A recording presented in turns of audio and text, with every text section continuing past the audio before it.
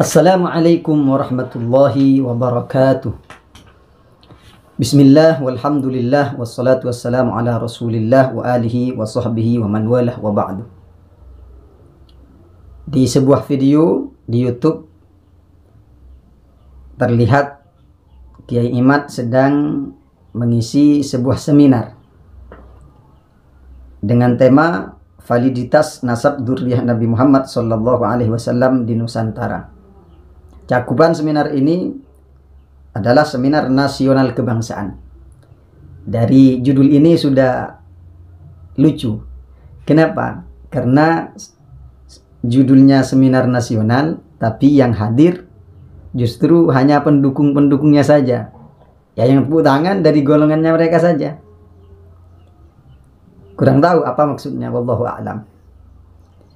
Sekarang kita uji apakah benar apa yang disampaikan oleh Kiai Haji Imaduddin dalam seminar tersebut, dan apakah benar teori yang dipakai dalam mengibtol, membatalkan nasab Ba'alawi itu sudah sesuai dengan kaidah ilmu nasab. Monggo kita dengarkan terlebih dahulu salah satu cuplikan videonya. Bin Isa. Tadi kita kenal wafatnya 345. Sedangkan kitab-kitab nasab yang paling dekat dengan masa hidupnya Ahmad bin Isa, yaitu kitab nasab yang ditulis di abad kelima, tidak menyebutkan bahwa Ahmad bin Isa mempunyai anak bernama Ubaidillah. Bahasanya tidak menyebutkan. Jelas, kita lanjut.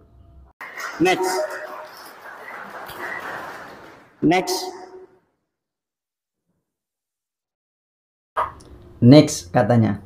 Pendukungnya tepuk tangan. Next. Apa maksudnya next? Itu artinya Kiai Haji Imaduddin tidak hafal, tidak komprehensif ilmunya, tidak menyeluruh ilmunya terhadap kajiannya dia sendiri. Ini mau dikatakan al-bahith fin nasab gimana ini? Kok nggak hafal? Sedangkan al-hafidh hujjatu man lam yahfal, merupakan hujjah bagi orang yang tidak hafal. Kita lanjut. Kitab abad yang dapat terlacak ada dan sudah dicetak abad kelima, 3 ini sepakat bahwa tidak ada anak Ahmad bin Isa bernama Ubaidillah. Tidak ada anak Ahmad bin Isa bernama Ubaidillah. Ini kesimpulan daripada qadiyah yang disampaikan di awal. Dalam artian Kiai Haji Imaduddin mengatakan karena tidak disebutkan dalam kitab-kitab nasab yang 3 itu, maka beliau menyimpulkan bahwasanya Ahmad bin Isa itu tidak memiliki anak yang bernama Ubaidillah. Sekarang kita kaji secara kaidah nasab, ilmu nasab, apakah benar teori yang dipakai oleh Kiai Haji Imaduddin ini. Monggo kita buka kitab Muqaddimat fi Ilmil Ansab karangan Khalil bin Ibrahim pada halaman 94. Yang pertama, nomor kelima, pembahasan tahwish wa tahwil wa huwa minat taqid al-fasid fi kulli ilmin. Pengkaburan arti itu merupakan bentuk isolasi yang tidak bermoral dalam segala fan ilmu. Maka dari itu, faqaulu man yu'ammimu anna hadhil asma' laysa laha dzikrun fi kutubit tarikh tahwishun wa tahwil. Maka perkataan orang yang menyamaratakan, mengeneralisasi bahwasanya nama-nama yang tidak ada sebutan dalam kitab-kitab tarikh itu merupakan bentuk perkataan yang mengandung tahwish dan tahwil, bentuk distorsi arti, pengkaburan makna yang sesungguhnya. Kemudian kita baca halaman selanjutnya. Ini merupakan dari furu'-furu' dari satu judul, yaitu al-usul al-khati'ah, kaidah-kaidah yang salah, la tasluhu li hadzal ilmi, yang tidak pantas digunakan untuk fan ilmu ini. Coba kita baca. Al-asma al-mawjudah, nama-nama yang ada fi silsilatin nasab, dalam silsilah nasab, la tujadu fi kutubil ansab al-qadimah. Itu tidak ditemukan dalam kitab-kitab nasab yang terdahulu. Ini huwa qaulun haqqun, ini merupakan perkataan yang hak, betul, benar. Wa ta'mimun, dan general. Yuradu minhu batil, cuma dimaksudkan dengan perkataan ini suatu kebatilan. Jelas. Kenapa kok seperti itu? Karena adamu dzikri la ya'nil adam. Tidak disebutkan bukan memastikan bahwasanya tokoh tersebut fiktif. Tokoh itu tidak ada. Coba kita kaji dalam kitab Al-Rasail fi Ilmil Ansab karangan Said Husain bin Haidar Al-Hashimi. Coba kita buka di halaman 199. Di situ dijelaskan dengan gamblang. As-sukut fin nasabikal iqrar.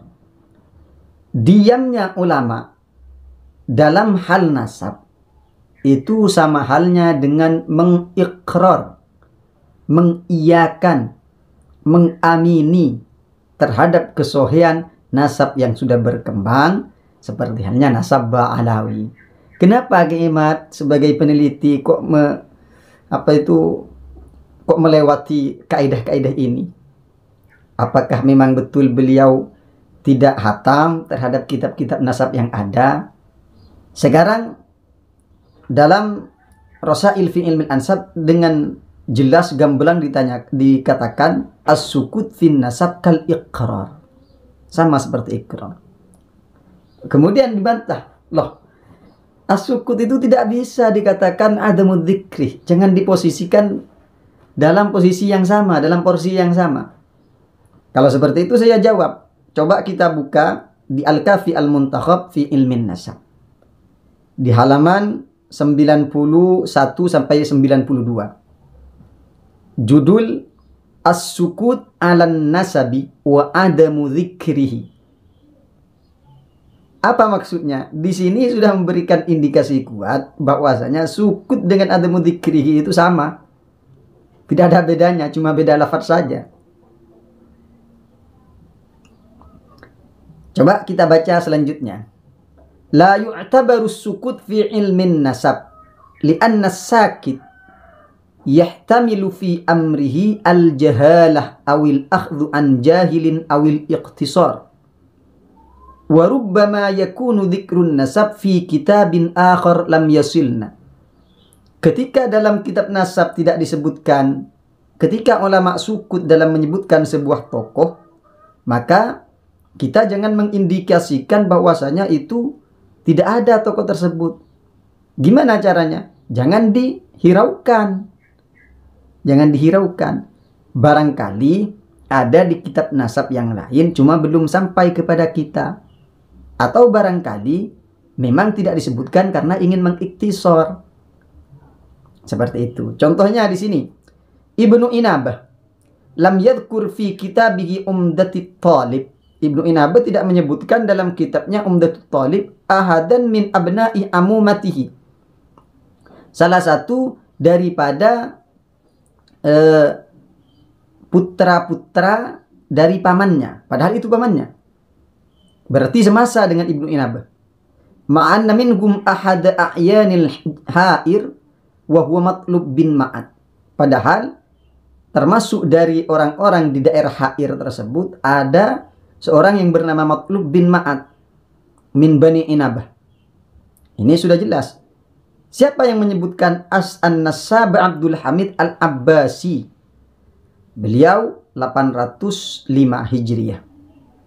Dalam tadhyilnya, tadhyil ini penambahan dari Musyajjar, nasab-nasab yang diurutkan kemudian ditambahkan seperti halnya hasyiyah. Ditambahkan. Fala yaqulu aqil, maka orang yang memiliki akal sedikit pun, punya akal sedikit saja, itu sudah tidak mengatakan anna hadza dalalatun, bahwasanya ini merupakan dalil ala adami sihhati Matlub bin Ma'ad al-madhkur. Enggak usah banyak akalnya, sedikit saja punya akal. ini sudah tidak akan mengatakan bahwasanya matlub bin ma'an ini tidak sah gara-gara karena tidak disebutkan oleh Ibni Inabah. Lalu ini Ki Haji Imaduddin mengambil kesimpulan karena tidak disebutkan dalam kitab nasab, langsung mengambil kesimpulan bahwasanya Ubaidillah adalah tokoh fiktif. Ini yopo cara berpikirnya. Mau dikatakan bahitun nasab seperti itu. Ini padahal masih 3 kitab nasab, sudah banyak bertentangan. Ini masih belum saya tampilkan contoh-contoh yang bertentangan. Ini cuma dalam kaidah saja. Ini sudah bertolak belakang 90 derajat dengan teori Kiai Imaduddin. Bagaimana mau dikatakan sebagai bahithun nasab? Coba mikir. Bagian pendukung-pendukungnya tolong mikir. Ingat bahwasanya at-ta'nu fil usul, ta'nun fil furu'. Membatalkan nasab usul Ubaidillah dibatalkan, maka at-ta'nu fil furu' itu sama halnya membatalkan semua nasab daripada Ubaidillah keturunannya. Berapa keturunan? Berapa juta keturunan dari Sayyid Ubaidillah itu yang dibatalkan? Falyahdharit ta'inuna bila dalilin. Maka takutlah orang-orang yang mentoknuh nasab Ubaidillah itu tanpa ada dalil yang kuat. Jadi lucu. Maka ketika seperti itu, teori yang dipakai seperti apa? Maka teori yang dipakai adalah dalam kitab Rasail fi Ilmil Ansab di halaman terakhir. Al-inkar ba'dal iqrar fin nasabi la ibrata bihi. Maka ingkarnya Ki Haji Imaduddin setelah diikrar oleh ulama nasab, setelah diikrar oleh ulama tarikh dan ulama-ulama yang lain, itu tidak usah dihiraukan, tidak usah diperhatikan, la ibrata bih. Tidak ada ibrah, tidak usah dianggap, karena itu termasuk sesuatu yang nyeleneh, tidak sesuai dengan kajian ilmu nasab. Loh, sekarang ditanyakan, apa bukti kalau ulama itu ikrar? Apa buktinya? Loh, itu kan sudah Ubaidillah, anggaplah kalau saya ikut terhadap pendapat mereka. Tapi sebetulnya banyak kejanggalan kalau saya ikut. Cuma anggaplah saya ikut. Dari abad 9 sampai abad sekarang, abad 15, itu adakah ulama yang menentang? Bahkan dari abad 3, abad 4, sampai abad 15, apakah ada ulama yang membatalkan nasabah Alawi? Dari nasabah yang betul-betul diakui keilmuannya, kualitas dan kredibilitasnya terhadap agama Islam ini. Coba ditampilkan saja. Seperti itu. Monggo, salam akal sehat.